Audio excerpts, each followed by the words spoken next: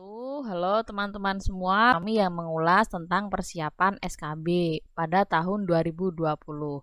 Baik teman-teman, untuk video kali ini kita akan mencoba membahas latihan soal SKB Guru Sosiologi bagian pertama tentang fungsi sosiologi. Fungsi sosiologi merupakan materi pertama untuk anak kelas 10 pada jenjang SMA.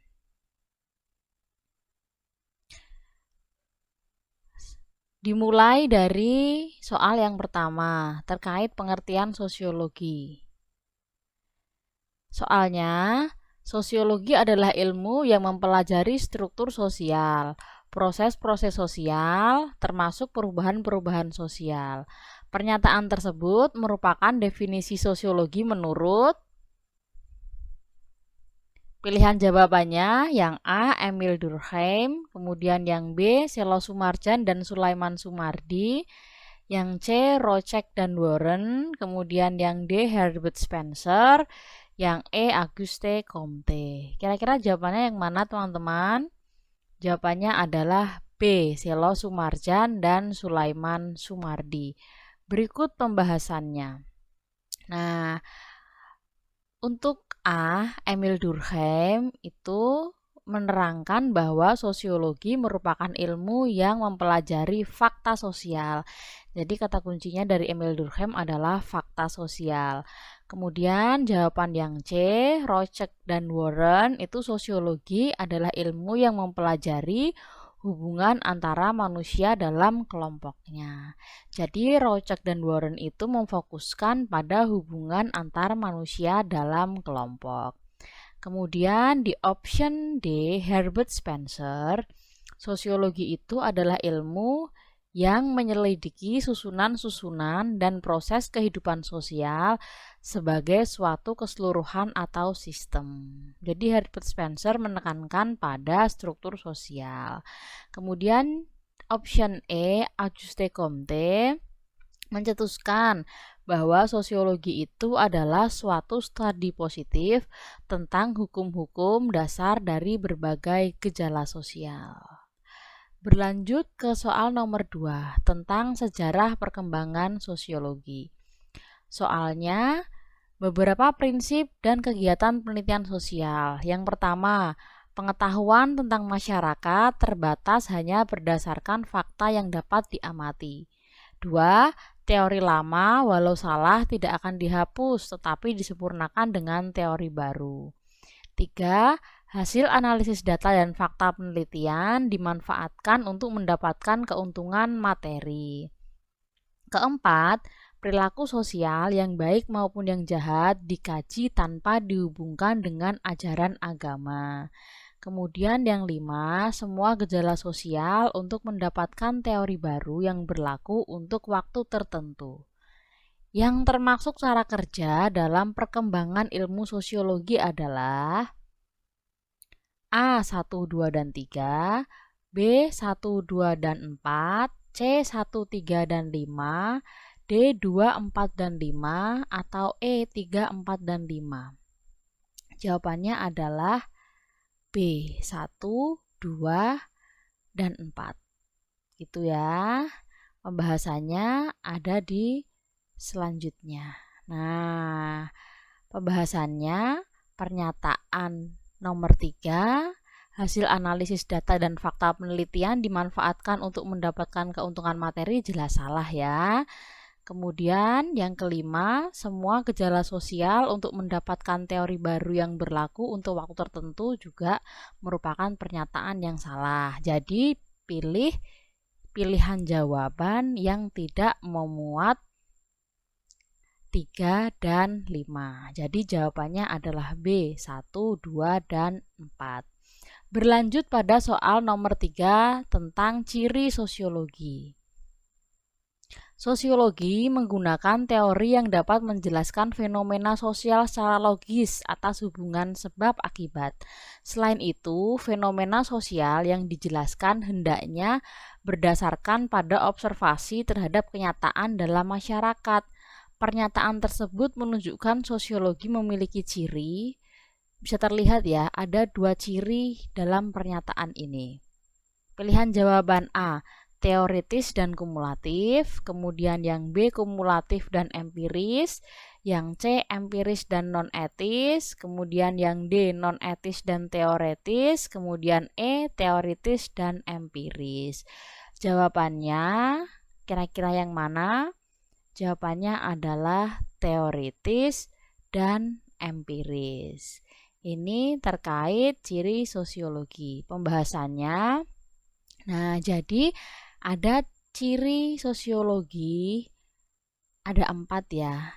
Kumulatif, teoritis, empiris, dan non-etis.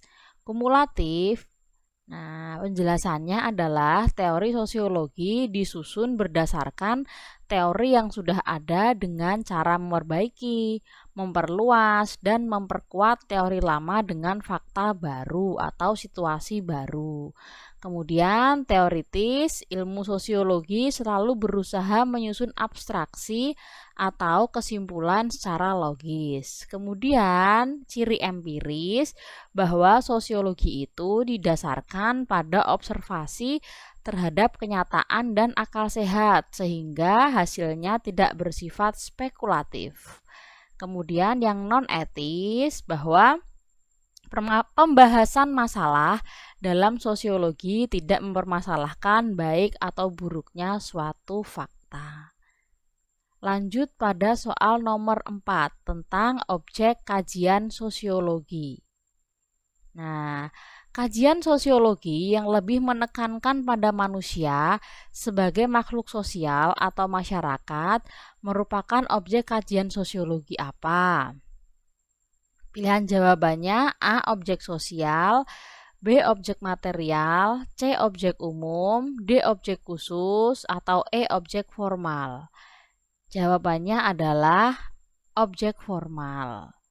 Nah, sebagaimana kita ketahui bahwa objek kajian dalam sosiologi itu terbagi menjadi dua.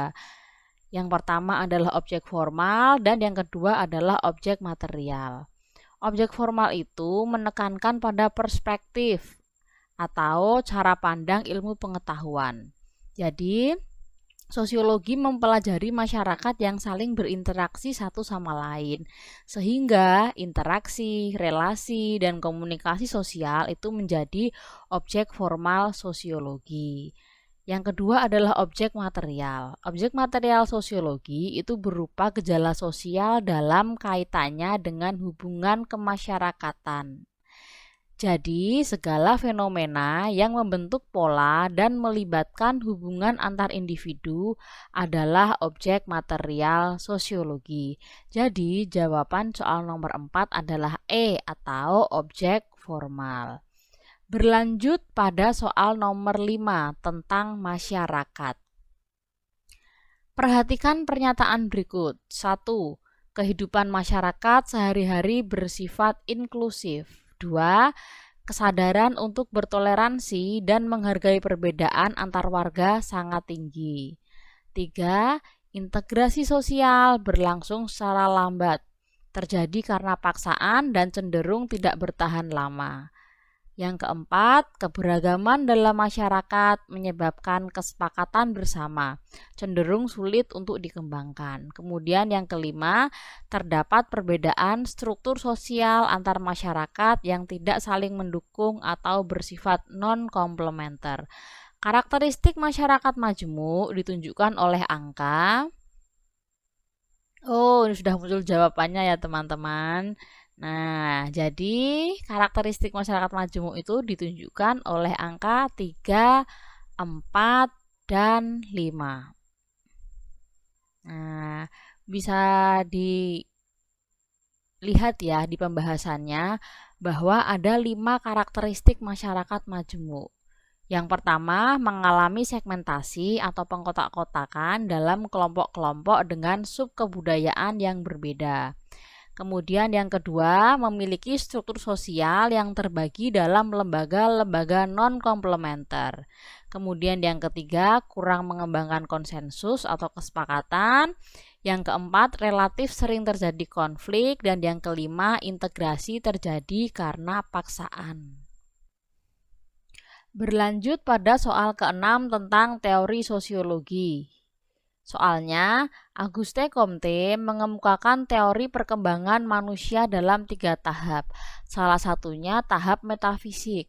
Contoh perkembangan masyarakat pada tahap metafisik ditunjukkan oleh pilihan A. Masyarakat melakukan penelitian sebelum merencanakan pembangunan sosial. B. Ahli geologi menjelaskan sebab terjadinya likuifaksi setelah gempa di Palu. C. Orang sakit dibawa ke dukun karena dianggap diganggu makhluk halus.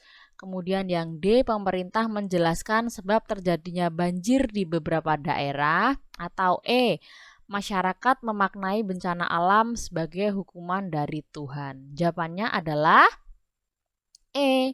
Masyarakat memaknai bencana alam sebagai hukuman dari Tuhan. Jadi ada 3 tahap teori perkembangan manusia menurut Auguste Comte. Yang pertama apa? Yang pertama adalah tahap teologis. Kemudian yang kedua adalah tahap metafisik.